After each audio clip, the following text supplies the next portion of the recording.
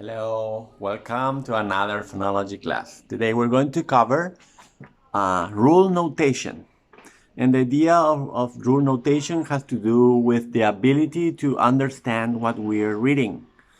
You are assigned to read a technical book, a book on linguistics, which is a scientific study. And the idea is for you to understand it. A professional of a language who does not understand what they read is a very sad thing. Therefore, we need to go over rule notation, right? Let me move it. So we're going to cover manual page 32, which has to do with rules, okay? But we need to learn some symbols in order to understand rules. These rules are on your textbook, An Introduction to Language, and in other linguistic textbooks. So the idea is for you to understand. Okay, the first symbol has to do with this. Okay, this it does not mean numeral. Yes, it means word. Okay, and this means at the beginning of the word. Word initial position at the beginning of the word. If this means at the beginning of the word, then what do you think this means? Yes, you're right. It means at the end of the word. Then we have this one. This one does not mean dollar. It means syllable in linguistics. Better? I don't know. Okay. Syllable. So, what do you think this means? Yes, you guessed right. At the beginning of the syllable. Syllable initial position. What about this one? Bingo. It's at the end of the syllable. Correct. What does this stand for? It stands for vowel. What does this stand for? It stands for consonant. What does this stand for? Between vowels.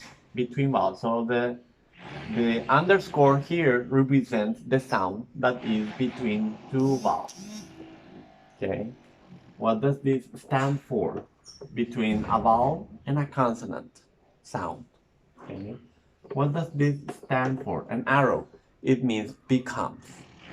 For example, a vowel becomes a nasal vowel. A vowel becomes nasal.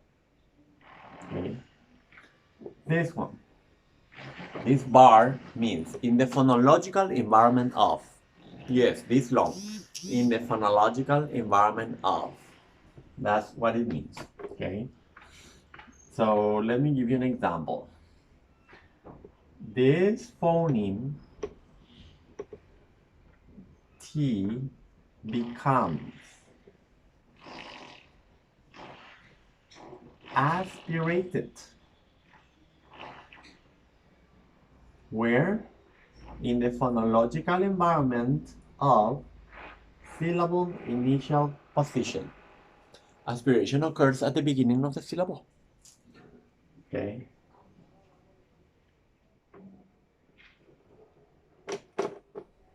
Plus stress. Plus stress means that it is stress. Minus stress means that it's unstressed. Okay? A stress vowel. So,